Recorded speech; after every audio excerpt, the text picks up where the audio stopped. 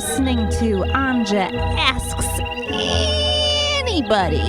And today I have with me comedian Carly Malison. Hello, hey. And I didn't butcher your last name? Not at all. You said it perfectly. Perfect.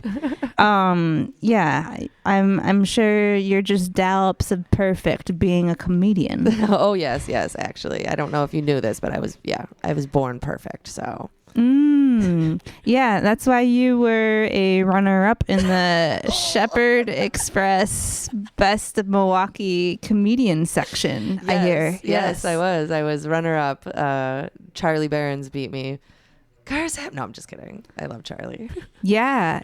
Do you know each other? We did a show together. I would hope he remembers me, but sometimes I'm not really that rememberable. Well, we'll just say he does. Yes. I like to say that. Yeah, we're like besties. I don't know what you're talking about. Yes. So, I just so our audience knows, I know almost nothing about you at all, which is ideal. That's how I like it with my guests. So why don't you tell us, what does your day-to-day life look like? What are you doing and what are you not doing? So I still have a day job, unfortunately. So I do that during the day, but it's pretty low key to where I can write a little bit during the day. So if I'm not writing, I'm usually working. If I'm not doing either one of those, I'm reading. What I'm not doing, though, and I should be doing, is going out to open mics. Did you just should on yourself? I did. I'm calling myself out now. That was my New Year's resolution, was to get out and do more open mics. Okay. I'm doing all the writing, but none of the performing. So to be your therapist, what do you think the hesitation is? That's really funny. I'm so sleepy. It's that time of year. It is. I think it is. It's just, yeah. When I get done with work, my brain just wants to shut off, and I'm like, yeah. But so for you, I mean, I relate as a creative person who has a day job. What is the ideal day job for you if it's not doing what you do full time? So if I wasn't doing what I'm doing full time right now, what I would I would love to like be a writer on like any sitcom. Just being in a writer's room all day would be so fun. Yeah. Okay. So yeah, that's like the dream. And then like, what's like, if you have to have a reasonable day job? I see. Yeah. Anything honestly that doesn't require, well, for me, it doesn't require a lot of like brain power, because I do like to concentrate more on comedy. So if it's something that I'm like, I'm not going to kill anybody today, like, I'm good with that. Yeah. I found that the best mindless job was like folding clothes. Yeah. Or like something, or, customer service that is in a non-busy place.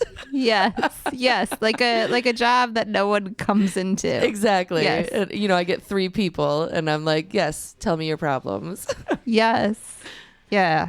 I would, I agree with that. Yeah. So, what is one thing that you avoid at all costs that most people would view as like a normal part of life? That's a good question.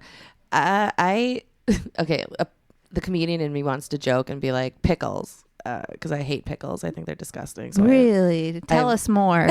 Right. It's so, no, not so much the pickles. I just think pickles on warm sandwiches is disgusting. I could see that. Like on a hamburger, or like, I'm like, no, ew. There is something that bounces your teeth when your tooth hits a hot pickle slice. Yeah. It kind of bounces a little bit. Yes, like temperature hot. Like, I mean, if it's like, one of those like spicy whatever dealios, I'll try it. Yeah. But if it's on like a sandwich, no thank you. It's kind of similar to the horror of like if you've ever made a grilled cheese sandwich, but instead of grilling it, you microwaved it. Yeah, that's exactly like it. Ooh. That's exactly like it. And your tooth just bounces from temperature. Yes, and you're just like, oh, nope. Yeah, don't bring that onto the cooking competition. Right, exactly. Yeah, so pickles at a normal room or cold temperature are acceptable? Yes, like if there's a spread of pickles and it's not really touching anything, I'll have one. Okay. I guess you're still allowed to keep your seat on my show today. Okay. Yeah. Okay. Yeah, is there anything more deep that you avoid that other people view as normal? My therapist would say confrontation. Yeah. So why don't you use an example from life that you recently are embarrassed by? Oh my goodness. Well, I don't know if you know this about me, but I'm like super perfect. So I have no embarrassing stories. No. Let's see. The most recent embarrassing. Oh my gosh, I feel so bad. I accidentally misgendered somebody through the drive-thru. You know, when when you're going through and they're like, "Is that all?" I was like, "No, ma'am," or I was like, "Yes, ma'am," and I turn around and I pull her up, and it's this little teenage boy, and I'm like, "I am so sorry." Like that's the stuff that's embarrassing to me. I don't know. I feel like I've thought this before, but I've wanted to call everyone ma'am.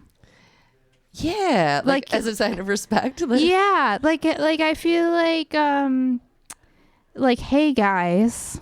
Oh, I see. Is like maybe a nearer version. Like once we know each other, it's like hey guys. Yeah. But like hey ma'am, when you're just talking to someone individually, and you want to show respect, I feel like I've found myself fighting the urge to hey ma'am several men.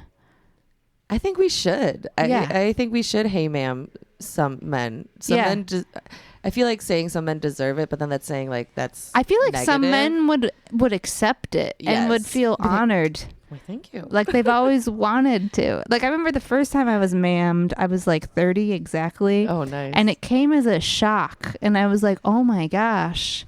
Really? Yeah, it was like being called mammary gland or something. But like, but then I grew up and it just became normal. People ma'am you. Yeah, I mean, I have nephews that are like in their teenage years now, so every time I meet their friends, it's always yes, ma'am.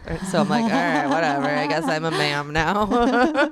Exactly. Yeah, so it doesn't faze me. Whatever. Yeah, People it's just the first time. Yeah, the first time's a little shocker. You're just like, no, I'm not. I'm not. I'm still a 30-year-old teenager. Stop. Right. Yeah, what are some of the common themes that occur in your comedy? I mean, I'm just typical Midwest girl, so it's a lot of the awkward passive aggressive Midwest nice that I see and observe, and then it's also a lot of my dating life and just funny stories that have happened to me. And yeah, what's your dating situation? My dating situation. Moving on. No, I'm kidding. I'm dating. Yeah. Yeah, I'm dating. Okay. Yeah. And then how long have you been doing comedy? I've been doing comedy for a little over 10 years now. I've been doing it, on and off, obviously with the pandemic. We had to take a little bit of a break, but so about 10 years on and off. What was the most preposterous thing you did to perform comedy during the pandemic? I did a Zoom show. That you want to talk about like awkward dead air, because you're like, hold for punchline. I hope they're laughing. Oh no. Yeah, it was. Yeah, never want to do one of those again. Yeah, so that's why you do one, and then you're like, I'll just wait. Yep, I'll go ahead. I'll take a break here. Yeah, if you all want to come outside my window, exactly. we can make it happen. Oh man, that's funny. So, yeah. So you Midwest nice. Mm-hmm. How are you Midwest nice? Oh, well, like I mentioned before, I avoid confrontation at all costs. No, but yeah, I don't know. Midwest nice. I do go out of my way to make sure the door's held open. Is that maybe that's the gentleman in me?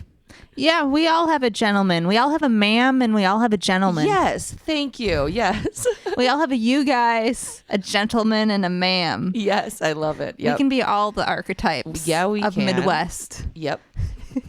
just top it off with an ope. There you go. You know, I'm not so sure about ope. Like, I feel like that was nothing I ever used to say. And then I feel like all those videos came out. I feel like what I used to say was more like whoop. Oh, I had like a W. Huh. But then all of a sudden you go to craft fairs and you see OPE on everything and you're like, what is that? That's from Minnesota. That's not us. That's not Milwaukee. I think because my mom's family is kind of like from more like central up Wisconsin. It's a lot of ope up there. Yeah. But yeah, I don't really, I think I've used ope ironically so much that it's become yes, the norm now. Yes. I think I've been irritated by it so much that now I use it. Mm-hmm. Yeah, because I've thought about it too much. And I'm like, but that's not honestly what I was trained. I'm a whoop, not a whoop. Oh. Whoop. Whoop. Oh, man. That's Whoop. hilarious. Yeah. I don't know. Yeah. I'm probably the only one who feels that way, but that's okay. Can you give our listeners a creative assignment? Ooh, haha. Go to an open mic. Okay. Just once in your life. I get so many people that are like, "Oh, I've always wanted to try comedy, or I've always wanted to do it." Just go. Once. This is like a comedy based open mic. Yeah. Yes. Like not a bring your ukulele. I mean, if you want, yeah, by all means. But I don't know how many songs you're gonna get in with a 5-minute set. Yeah. Well, that's the thing that surprised me is I did recently, like a year or two ago, go to my first comedy open mic. Oh. And I was impressed because I'm a poet and I'm used to going to open mics, but for poets. Sure. And I was so impressed by like the 5-minute cutoff. Oh, yeah. Because people at poetry readings, they are way more afraid of confrontation than your average comedian. And like people just go on and on and on. And you have to be really supportive because poetry is like people's rawest, most like painful thing that they're like pouring out, and it just goes on all night. And so I've honestly kind of avoided poetry readings for that reason. And then I went to a comedy open mic and I was like, oh wow, this is fantastic. Even the guys who like have jokes I find misogynist and like horrible, you only have to put up with it for 5 minutes. Yeah, I can deal with that. Exactly.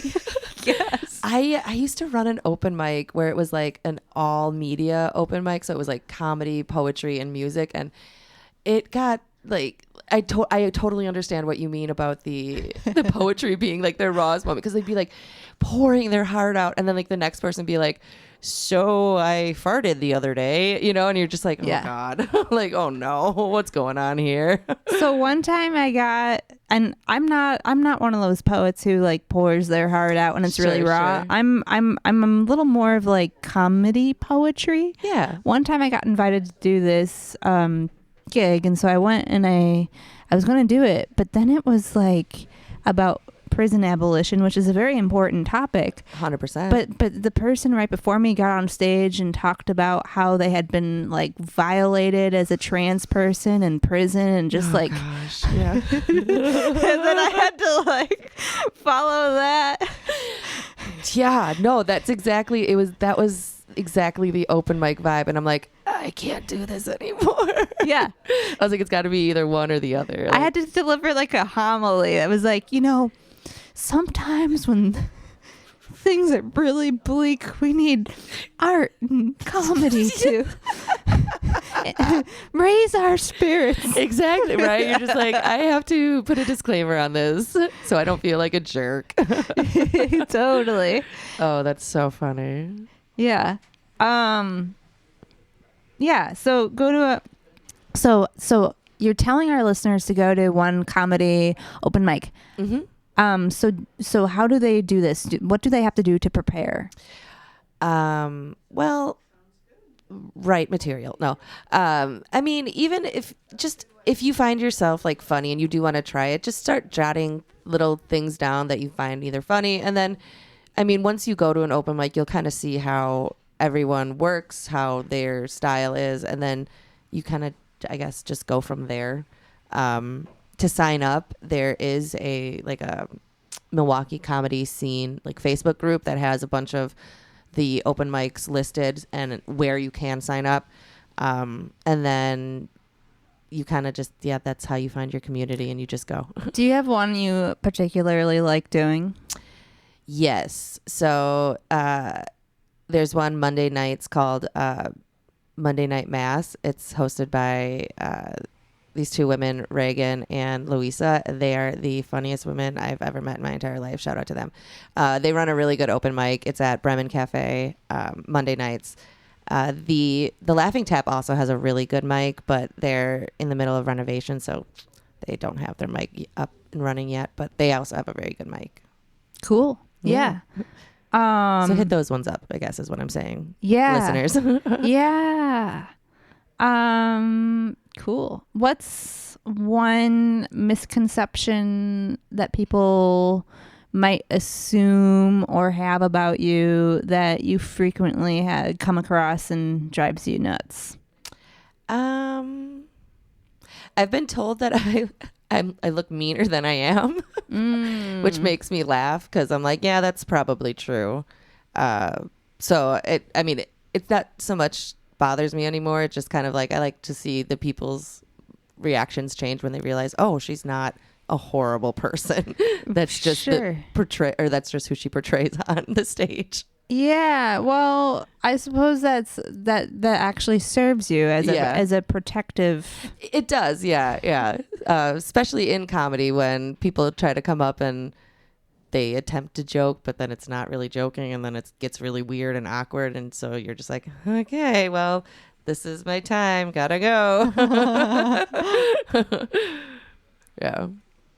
Yeah. So, what was your childhood like, and how was it different from other kids that you knew? And did you look mean then? Yes. I always looked mean. No. I think the one thing my mom told me is I was a very serious child. Like, I think I had anxiety from like day one. Like, we wanted to play house. I'm like, okay, but who's going to pay the mortgage? Stuff like that. Yeah. You know? Little touch of realism. Yeah, realism. Yeah. Who's going to take the dog out? Yeah. I was the kid that had like the imaginary like fights instead of like imaginary friends in my head. Aww. I know. I was an anxiety. What were you fighting over? I don't know. It would just be whatever arguments I had in my head. That sounds like I'm crazy, but I'm not. No. I mean, maybe I am. I mean, everyone has multiple thoughts going. And, that's true. And maybe conflicting, especially like you might have like a voice that says, you should do this, but then like you have like an aversion to that. Right. Yeah. But this seems so much more fun. Yeah. There's all sorts of realities people have in their heads. That's true. Do you collect anything? Buttons. Any particular type of buttons? The funnier, the weirder, the better. Okay, so we're talking like it has a safety pin on the back. Yeah. Okay. Yeah, like not straight up, like you're gonna sew it on a shirt. No, Okay. No. Like the funny, yeah. The like I have one that says, like fries before guys, and then I think I have one from like my grandma's like class reunion. So it's just I love buttons. I have them all over my vest. Does it say her class reunion, or does it have a picture of her face? picture of her face. Yeah, so that when she's an old wizened woman, people will be like, "Oh, that was you." Yeah. Exactly. I have one of my father-in-law. Yes, yeah.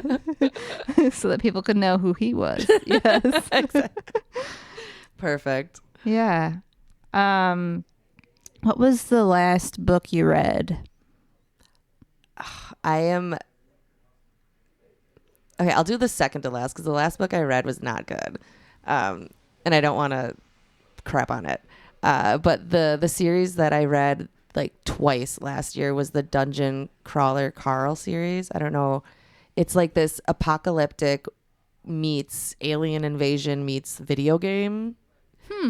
And I don't know. It's really good. It's very captivating to me. Like, and I like I said, I read the series twice through last year. Is it also a video game? I don't know. I didn't do that much research into it. Okay.